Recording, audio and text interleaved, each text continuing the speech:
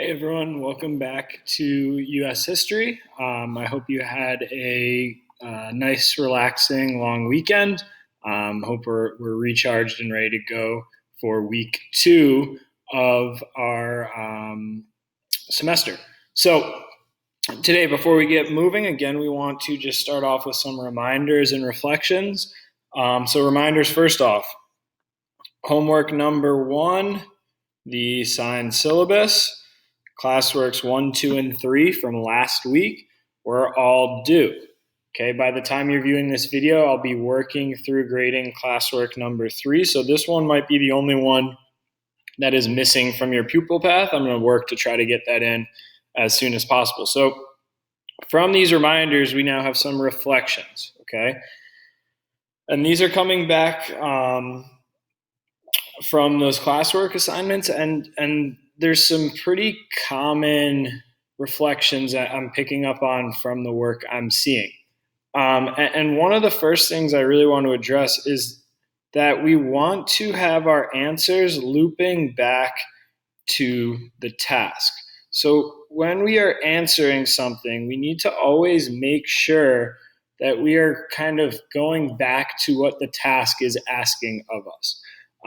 An example of this was when I was grading classwork number 2, which was focusing on the relationship between the Native Americans and the English. The summary task asked you guys to kind of explain and give a description of that relationship. And a lot of students pulled good information from documents, but they did not connect that information back to what the task was asking. The task was asking about the relationship. You could talk about the destruction of land. You could talk about the creation of laws by the English that the natives were forced to follow. You could talk about all that stuff. That's great information, but we need to loop it back to what the task is asking. And the task was asking about the relationship. So we always need to bring it back to the task. Also, and I brought this one up before, we want to avoid long quotes. Long quotes are not our friend. What we want to do is summarize information in our own words and then cite it, okay? Especially for the Regents, if you are just dropping quote bombs, huge quotes into your text, you're not proving that you actually understand what the text is saying. Summarize the information in your own words, cite it, then analyze it. This shows, this means, this leads to, this connects to. All right, that's our strategy that we're really going to be pushing this year to make sure that we can earn full credit on our writing for the Regents. So for today, we are looking into a comparison. All right, indentured servitude versus slavery. And I want you guys to kind of frame this as a Venn diagram. All right, we're going to be comparing these two systems of labor. There's going to be some similarities. There's going to be a lot of differences. So I put this image here. We're not exactly filling this Venn diagram in here, but I want us to remember that when we're comparing and contrasting, there's going to be some similarities. There's going to be some differences. So we need to be able to identify both of those when we are studying something. Okay, so for today, get to the actual assignment. So we've got our aim.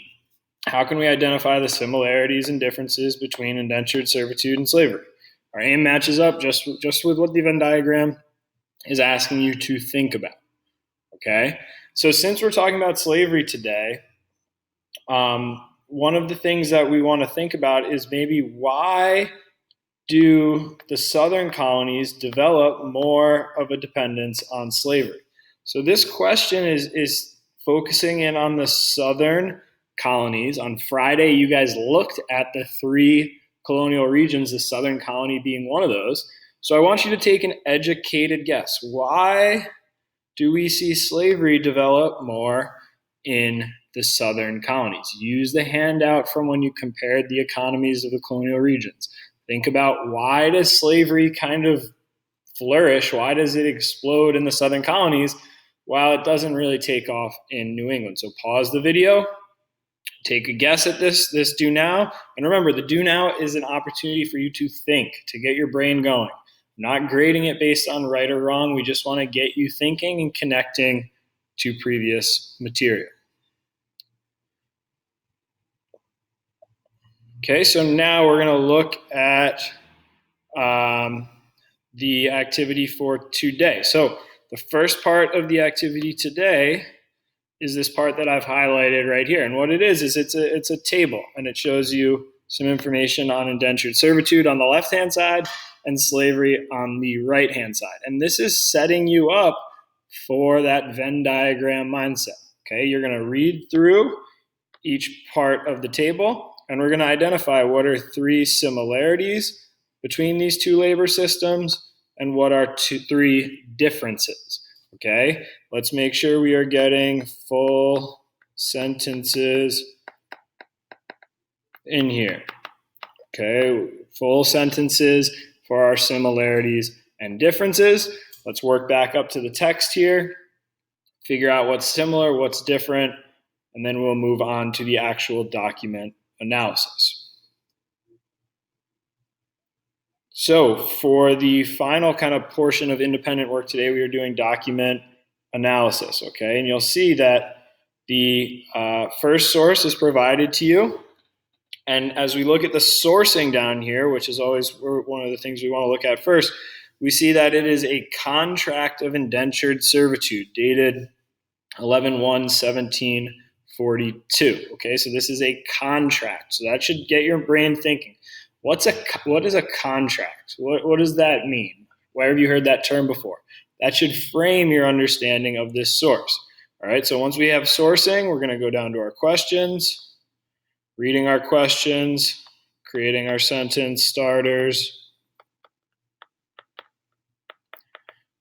Then we're going back up to the text, underlining key information, and plugging answers in behind our sentence starters. Okay, we're doing that for these 5 questions. I apologize. It's going to hang over to the second page.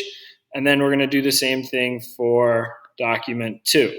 All right, the one thing I want to stress about document 2 is this picture is the same as the text below it. I've given you a transcript. I know it's a little tough to read, so if you can't read the picture, that's fine. The text is the same down here, and we want to follow our same 4 document analysis steps. So once you finish up with those 2 documents, all right, you're going to meet me at the summary task, but you can pause the video to work through our document work for the day. All right, and to conclude today, we do have a summary task, and this summary task is going to be 1 paragraph in length, and it's not the quantity we're looking for, it's the quality. Okay, so the summary task that's given to you says identify and explain the relationship between the events or ideas found in these documents. So document 1 and document 2 are going to be your basis for writing this summary task. So document 1 and document 2, we're trying to figure out what's the relationship between these documents and how are we going to do this. All right, and this is the first time we've really seen this, so I want to make sure it's clear. You have 3 relationship lenses, as we call it, listed. So you have cause and effect is one lens. All right, similarity and difference is a second lens, and turning point is the third lens. So what you're going to do is start by selecting one of those lenses. So you're thinking back to document 1 and 2, and you say, what lens matches up best with those documents? And if you feel cause and effect matches up, that's going to be your lens. Maybe you feel similarity, difference matches up. That's going to be your lens, or turning point. But you're choosing one of these 3 lenses. It is your choice. So the writing steps, select one of the lenses to focus on. And I want you to highlight or underline the one you're doing. So maybe I'm doing cause and effect. I highlight it. All right. So that's my lens. That's what I'm going to be writing about. Okay. Then we're going to get into the paragraph. And I've laid out the steps for actually writing the paragraph. So step 2, select a topic sentence that introduces the issue topic that connects the document. So now we need to think about what is the topic or the issue that connects both document 1 and document 2.